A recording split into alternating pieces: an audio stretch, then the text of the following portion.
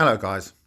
I was sent this blog entry from Bridget Chapman, who I'm sure you actually know is the lead of Kent Refugee Action Network, entitled Why Words and Fact Checking Matter When You're Reporting on a Crisis. Now before I get into this, I just want to say, Miss Chapman, I have a first-class degree in history and a master's in military history. What you have written here is nothing more than complete bunkum, and I will prove it to you. I'll prove it to you and everybody watching this video right now. So let's get into it, shall we? As the media lead for a small refugee charity, I've always spent a small part of my time asking for corrections and clarifications from journalists who haven't always understood the nuances of complex situations. That's understandable. We can't all be experts, and these situations are often very complicated. However, recently I find myself asking for more and more corrections of basic facts, and it's becoming wearing. Miss Chapman, it's becoming wearing, you putting out things like this and not actually speaking the real truth. Headline after headline screams about record numbers making the treacherous channel crossing in small boats. Dehumanising words like surge and influx get used. The sense created in the public eyes of a crisis situation in which the numbers arriving are totally unimaginable. But that's just not true, and they are not record numbers, nothing like in fact. Well, why don't you actually see that we're over 11,000 now, which is more than last year alone? Over the last year, fewer than 9,000 people have made this journey. No, you know it's over 11,000, and that's just ones that we know of. You know there's many clandestine landings all across the Kent coast, even as far as Brighton. So don't say it's less than 9,000. This is trying to spin a narrative that it's not as bad as it was last year. No, come on. We're not stupid. As far as I'm concerned, that is 9,000 people taking too many risks in their lives, but it's not a record. Anyway, to set in context, around 250,000 people fled across the Channel in 1914 after Germany invaded Belgium. Well, yes, Germany invaded Belgium on the 4th of August 1914. Okay, the exodus started then. The day that you were talking about, on the busiest day, was the 14th of October, when 16,000 people arrived in the town where I live, and me, Folkestone.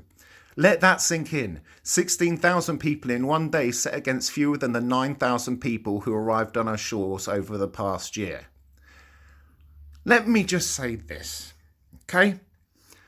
When they landed here, they were escaping a war-torn country. What the Germans did, they invaded Belgium to get into France via the Schlieffen Plan. And on their way, Miss Chapman, they left a trail of murder, pillage. I've got a few facts for you. There were war crimes in Liège, Andan, Louvain. They saw them as guerrilla soldiers. They were executed, sentenced to death. So in Arshot, 156 Belgian civilians dead. Anden, 211 dead. Seaz, 383 dead. Dinant, 604 dead. All of them men, women and children. The Germans didn't care. They were on a jolly. So no wonder they wanted to escape to a safe country. Let that sink in, Miss Chapman. France is not a war-torn country. It is a safe country. So for you to compare the refugees, the genuine refugees coming from Belgium in the start of the First World War to what's happening today, that's unbelievable. Let's just tell you a little fact here, Miss Chapman. Between August the 19th and September the 9th in Arshot, women were repeatedly victimised. So let's just go back to your blog piece. So what happened in 1914? The numbers must have been unimaginable then, right? Well, no, actually, it might have not have been easy, but the local community gathered together and provided food, clothes and accommodations for the new arrivals. Locals flocked down to the docks to actually cheer them, to welcome them in. Many, actually, the majority of them were welcomed into people's homes. There was one instance where one Belgian refugee was so scared because locals were actually fighting over who could actually carry his suitcase. You don't get that down at Dover docks. Now listen. The difference between the invasion that is going on at Dover and the actual warm welcome that we gave Belgian refugees is tantamount to this. Look at who is coming. Look at the demographic of who is coming. These are young, fighting men, majority between the ages of 18 and 30. They have no respect for this country. Shall I give you an example, Miss Chapman? Shall I give you an example? How about setting fire to Napier Barracks? How about the arrests for arson at Napier Barracks in Folkestone? How about harassing the locals outside Napier Barracks in Folkestone? How about security guards being posted outside supermarkets such as Tesco and Asda because they are constantly shoplifting? How about the constant harassment of female checkout assistants that I have witnessed as well?